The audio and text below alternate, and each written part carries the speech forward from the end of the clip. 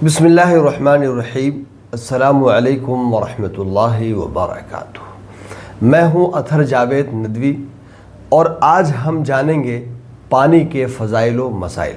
दोस्तों, वीडियो को आखिर तक देखिएगा क्योंकि आज मैं इस वीडियो में पानी के तमाम अहम और ज़रूरी मसाइल बयान करूँगा इंशाअल्लाहुल अज़ीज़। दोस्तों, पानी अल्लाह ताला की बहुत बड़ी नेमत है। कुरान पाक में अल्लाह तबारक व तआला ने जगह जगह पर इस नेमत का तज़किरा फरमाया है।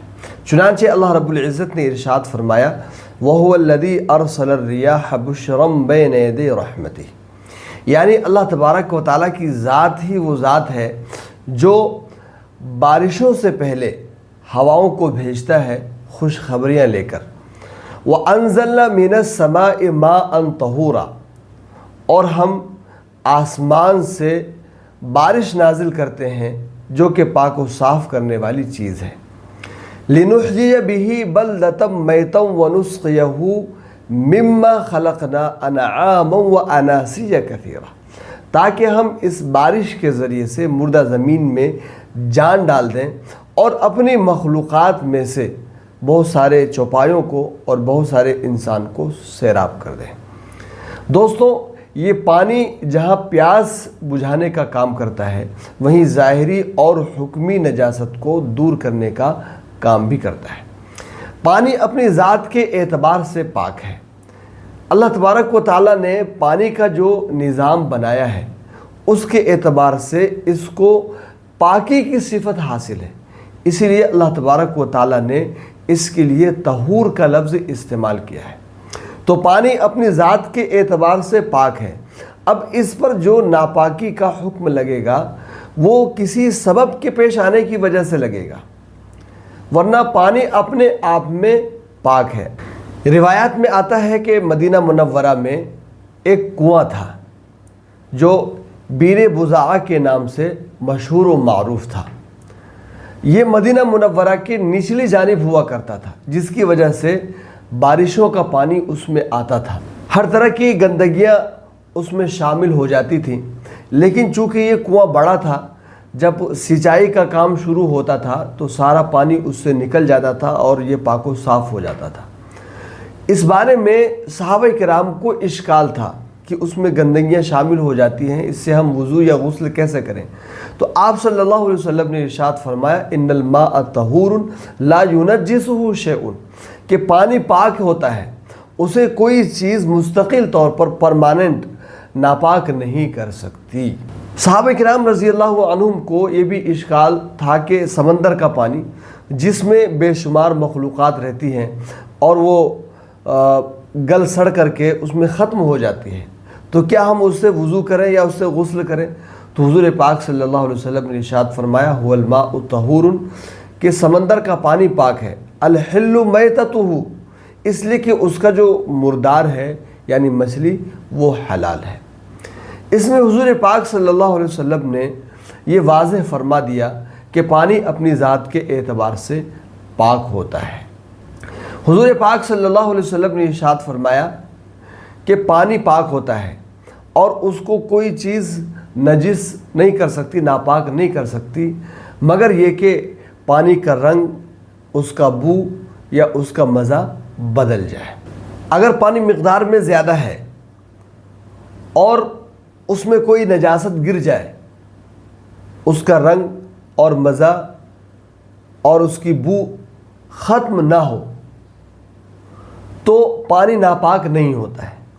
लेकिन अगर पानी कम है, कम मिक़दार में है, उसमें कोई नजासत गिर जाए तो वो पानी नापाक हो जाता है। तहारत व नजासत के एतबार से, पाकी और नापाकी के एतबार से पानी की 5 किस्में हैं। नंबर 1, ताहिर मुताहिर, यानी वो पानी जो ख़ुद भी पाक हो और पाक करने की सलाहियत भी रखता हो, जैसे आम पानी जिसके साथ कोई दूसरी चीज़ शामिल ना हो। मिसाल के तौर पर दरिया का पानी, नहर का पानी, चश्मे वगैरह का पानी। नंबर 2, ताहिर मुताहिर मकरूह, जैसे वो थोड़ा पानी जिसमें पालतू बिल्ली या खुली हुई मुर्गी और चूहे वगैरह ने मुंह डाल दिया हो, اس کا یہ حکم ہے کہ اگر دوسرا غیر مکروہ پانی موجود ہو تو اس پانی کو استعمال کرنا مکروہ تنزیہی ہے، لیکن اگر اس کے علاوہ کوئی دوسرا پانی موجود نہیں ہے تو اس سے طہارت حاصل کیا جا سکتا ہے۔ نمبر 3، طاہر غیر مطہر، یعنی وہ پانی جو بذات خود پاک ہو لیکن وہ حدث کو یعنی ناپاکی کو پاک کرنے کی صلاحیت نہ رکھتا ہو، جیسے کہ استعمال شدہ پانی، وضو کیا ہوا پانی، ہاتھ دھویا ہوا پانی۔ اس سے حکمی نجاست کو ہم دور نہیں کر سکتے، یعنی اس سے وضو اور غسل نہیں کر سکتے، لیکن حقیقی نجاست کو اس سے دور کر سکتے ہیں، یعنی اس سے کپڑے وغیرہ کو دھویا جا سکتا ہے۔ نمبر 4، نجس، یعنی وہ پانی جس میں کوئی نجاست مل گئی ہو۔ اب اگر وہ تھوڑا پانی ہے تو نجاست پڑتے ہی پانی نجس ہو جائے گا، اور اگر مائع کثیر یعنی زیادہ پانی ہے تو نجاست کا حکم اس وقت ہوگا جب کہ نجاست کا اثر یعنی ذائقہ، رنگ یا بو پانی میں ظاہر ہو جائے۔ نمبر 5، مشکوک پانی، یہ وہ پانی ہے جس میں گدھے یا خچر نے منہ ڈال دیا ہو۔ اس کا حکم یہ ہے کہ دوسرے پاک پانی کے رہتے ہوئے اس سے وضو وغیرہ نہ کرے، اور اگر دوسرا پانی موجود نہ ہو تو اس سے وضو کر لے لیکن بعد میں تیمم بھی کر لے۔ مائع طاہر مطہر کی قسمیں، جو پانی پاک ہو اور پاک کرنے کی صلاحیت بھی رکھتا ہو، اس کی 3 قسمیں ہیں۔ نمبر 1، بہتا ہوا پانی، یعنی ایسا پانی جو دیکھنے میں بہتا ہوا ہو اور اس کی ایک علامت یہ ہے کہ وہ کم از کم تنکے کو بہا لے جائے۔ نمبر 2، ٹھہرا ہوا زیادہ پانی، یعنی وہ پانی جو اگرچہ ٹھہرا ہوا ہو لیکن وہ دیکھنے والے کی نظر میں زیادہ ہو، جس کا اندازہ 10 ہاتھ لمبائی چوڑائی یعنی 225 اسکوائر فٹ سے لگایا گیا ہے، مثلا بڑا حوض یا بڑی ٹینکی۔ یہ زیادہ ٹھہرا ہوا پانی بھی بہتے ہوئے پانی کے حکم میں ہوتا ہے۔ نمبر 3، ٹھہرا ہوا تھوڑا پانی، یعنی ایسا پانی جس کی مقدار 10 دردہ سے کم ہو، یعنی 10 بائی 10 سے کم ہو، جیسے کنواں یا چھوٹی ٹینکی۔ بہتے ہوئے پانی کا کیا حکم ہے؟ جو پانی جاری ہو یعنی بہتا ہوا ہو، جیسے نہر یا ندی، یا بہتے ہوئے پانی کے حکم میں ہو، جیسے بڑا حوض یا تالاب، تو اس پانی میں نجاست گرنے سے پانی ناپاک نہیں ہوتا، یہاں تک کہ وہ نجاست اس کے رنگ کو، ذائقے کو یا بو کو نہ بدل دے۔ بہتے ہوئے پانی کی گہرائی کتنی ہونی چاہیے؟ بہتے ہوئے پانی کی گہرائی اگر اتنی ہے کہ اس میں اگر تنکا یا پتا ڈالا جائے تو وہ بہہ جائے تو یہ بہتا ہوا پانی ہے، اور اگر اتنی رفتار بھی نہ ہو پانی میں تو وہ بہتا ہوا پانی نہیں کہلائے گا۔ بہتے ہوئے پانی میں اگر نجاست نظر آ رہی ہو، بہتے ہوئے پانی میں اگر نجاست نظر آ رہی ہو تو اس کے قریب سے وضو کرنا جائز نہیں ہے، بلکہ اتنی دور سے پانی لیا جائے گا جہاں اس نجاست کا اثر نہ پہنچے۔ اگر نجاست کا اثر پانی میں ظاہر ہو جائے، نجاست کی وجہ سے اگر پانی کا رنگ، ذائقہ اور بو بدل جائے تو پانی ناپاک ہو جاتا ہے، چاہے پانی کم ہو یا زیادہ ہو۔ اگر تھوڑے پانی میں نجاست گر جائے، تھوڑا پانی یعنی جو 10 دردہ سے کم ہو، 10 بائی 10 سے کم ہو، کسی بھی نجاست کے گرنے سے ناپاک ہو جاتا ہے، اگرچہ اس کا کوئی وصف نہ بدلے۔ مثال کے طور پر بڑی بالٹی یا ٹب میں 1 قطرہ پیشاب گر جائے تو وہ ناپاک ہو جائے گا، اگرچہ پیشاب کا اثر ظاہر نہ ہو۔ خون والا جانور پانی میں گر کر مر جائے، اگر تھوڑا پانی مثلا کنواں، ٹینکی یا مٹکا وغیرہ میں ایسا جانور گر کر مر جائے جس میں خون ہوتا ہے تو پانی ناپاک ہو جائے گا، جیسے کبوتر، چڑیا، چوہا وغیرہ۔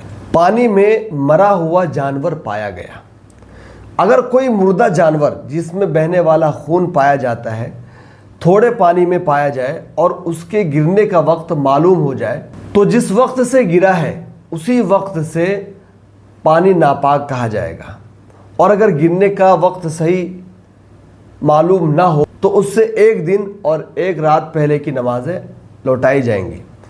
اس صورت میں جو کپڑے وغیرہ دھوئے گئے ہوں وہ بھی ناپاک سمجھے جائیں گے۔ پھولا پھٹا جانور پانی میں ملا، اگر تھوڑے پانی میں خون والا جانور اس حال میں پایا جائے کہ وہ پھول اور پھٹ گیا ہو اور اس کے گرنے کا صحیح وقت معلوم نہ ہو تو احتیاطاً 3 دن اور 3 راتوں کی نمازیں لوٹائی جائیں گی۔ چوہے یا بڑی چھپکلی کی دم پانی میں گر جائے۔ چوہا یا بڑی چھپکلی جن میں بہتا ہوا خون ہوتا ہے، اگر ان کی دم کٹ کر تھوڑے پانی میں گر جائے تو پانی ناپاک ہو جائے گا، لیکن اگر چھپکلی چھوٹی ہو جس میں بہتا ہوا خون نہیں ہوتا، جیسا کہ عام طور پر ہمارے یہاں پہ گھروں میں ہوتا ہے، تو اس کی دم گرنے سے پانی ناپاک نہیں ہوگا۔ پانی میں مینگنی گر جائے۔ تھوڑے پانی میں اگر بکری وغیرہ کی تر یا خشک مینگنی گر جائے تو وہ پانی ناپاک ہو جائے گا۔ پانی میں خونی جانور گر جائے۔ اگر پانی میں کوئی ایسا جانور گر کر مر جائے جس میں بہتا ہوا خون نہیں ہوتا تو اس کی وجہ سے پانی ناپاک نہیں ہوگا، جیسے مچھر، پسو، بچھو، مکھی وغیرہ۔ اگر پانی میں چھوٹی چھپکلی گر کر مر گئی، اگر پانی میں ایسی چھوٹی چھپکلی جس میں بہتا ہوا خون نہیں ہوتا گر کر مر جائے تو اس سے پانی ناپاک نہیں ہوگا۔ یہی حکم بچھو اور دوسرے حشرات الارض کا بھی ہے۔ چھوٹی چھپکلی پانی میں مر کر پھول پھٹ گئی۔ اگر چھوٹی چھپکلی پانی میں مر کر پھول پھٹ جائے اور اس کے اجزاء، اس کے پارٹیکلز پانی میں شامل ہو جائے تو پانی ناپاک تو نہیں ہوگا، لیکن ایسے پانی کا پینا مکروہ تحریمی ہے، اس لیے کہ چھپکلی کا کھانا حرام ہے اور مذکورہ پانی پینے سے اس کے پارٹیکلز، اس کے اجزاء پیٹ میں چلے جانے کا امکان ہے۔ جنبی آدمی کا پانی کے برتن میں ہاتھ ڈالنا۔ جنبی یا حیض والی عورت اگر پانی میں ہاتھ ڈال دے اور اس کے ہاتھ میں کوئی ظاہری نجاست نہ لگی ہو تو پانی ناپاک نہیں ہوگا۔ بندر کا پانی میں ڈبکی لگانا۔ اگر بندر نے پانی میں اتنی ڈبکی لگائی کہ اس کا لعاب، اس کا تھوک پانی میں ملنے کا یقین ہو جائے تو پانی ناپاک ہو جائے گا، اس لیے کہ بندر کا شمار درندوں میں ہے اور درندوں کا جھوٹا ناپاک ہوتا ہے۔ ٹینکی یا کنویں میں پرندوں کی بیٹ گر جائے۔ ٹینکی یا کنویں وغیرہ کو پرندوں کی بیٹ سے بچانے کی کوشش کرنی چاہیے، لیکن اگر انتظام کے باوجود یہ پرندے پانی میں بیٹ کر دیں تو ضرورت کی وجہ سے پانی کو ناپاک نہیں کہا جائے گا، یہاں تک کہ نجاست کا اثر غالب نہ ہو جائے۔ استعمال کیے ہوئے پانی کا حکم۔ وضو یا غسل میں جو پانی استعمال ہوتا ہے، اگر اس میں ظاہری نجاست شامل نہ ہوئی ہو تو وہ اگرچہ خود پاک ہے، لیکن اس سے دوبارہ طہارت حاصل کرنا یعنی وضو اور غسل کرنا درست نہیں ہے، لیکن ناپاک کپڑا وغیرہ کو اس سے دھویا جا سکتا ہے۔ استعمال شدہ پانی کا کپڑوں میں لگ جانا۔ اگر وضو یا غسل کا استعمال کیا ہوا پانی کپڑے وغیرہ پر لگ جائے تو اس سے کپڑے ناپاک نہیں ہوتے۔ مردے کے غسل میں استعمال شدہ پانی کا حکم۔ میت کو غسل دینے کے لیے جو پانی استعمال ہوا ہو وہ ناپاک ہے، لہٰذا اگر مردے کو غسل دیتے وقت کپڑوں پر زیادہ چھینٹیں آ جائے تو کپڑے بھی ناپاک ہو جائیں گے۔ غسل جنابت کے وقت اگر بالٹی وغیرہ میں کوئی قطرہ گر جائے تو اس سے پانی اور برتن ناپاک نہیں ہوگا، اس شرط کے ساتھ کہ بدن پر ظاہری نجاست نہ ہو، اور اگر بدن کا مستعمل پانی بڑی مقدار میں بہہ کر کے بالٹی میں چلا جائے تو یہ سب پانی طہارت کے قابل نہیں رہے گا۔ دھوپ سے گرم پانی کا حکم۔ جو پانی دھوپ میں جان بوجھ کر گرم کیا گیا ہو اس سے وضو یا غسل کرنا مکروہ تنزیہی ہے، اس لیے کہ اس سے سفید داغ کی بیماری کا اندیشہ ہے، اسی بنا پر اس سے حدیث میں منع کیا گیا ہے۔ راستے کی چھینٹوں کا کیا حکم ہے؟ دوستو یہ بہت اہم مسئلہ ہے۔ برسات وغیرہ کے زمانے میں راستوں کی جو چھینٹیں کپڑوں پر لگ جاتی ہے ان کے بارے میں یہ تفصیل ہے کہ اگر کوئی ایسا شخص ہے جس کو اس راستے سے بار بار گزرنا پڑتا ہے تو ایسے شخص کو چھینٹیں معاف ہیں، چاہے کم ہو چاہے زیادہ ہو۔ لیکن اگر کوئی ایسا شخص ہے جس کو بار بار ایسے راستوں سے جانا آنا نہیں پڑتا ہے، ایسی ضرورت نہیں ہے، تو اگر وہ ان چھینٹوں سے بچ سکتا ہو تو ایسے شخص کے لیے تھوڑی بہت چھینٹیں تو معاف ہیں، لیکن اگر زیادہ کپڑوں پر چھینٹیں لگ گئی ہے تو ان کپڑوں میں نماز پڑھنا درست نہیں ہوگا، دھو کر ہی اس کے لیے ان کپڑوں میں نماز پڑھنا درست ہوگا۔ برسات میں سڑکوں پر بہنے والے پانی کا حکم۔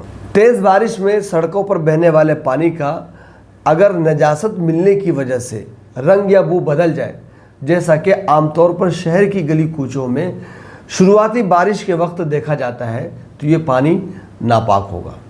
अगर ये बदन या कपड़ों में लग जाए तो उसका पाक करना ज़रूरी होगा। लेकिन अगर तेज़ बारिश देर तक होती रही, जिसकी वह बिना पर गंदगी बह करके आगे चली गई और पानी पाक साफ नज़र आने लगा, या पहले ही से सड़क पाक साफ और सुथरी थी और उस पर ये पानी बह पड़ा, या गांव देहात के कच्चे रास्ते पर बारिश का पानी मिट्टी में मिलकर बहने लगा, तो उसको नापाक नहीं कहा जाएगा और उसका हुक्म बहने वाले पानी की तरह होगा।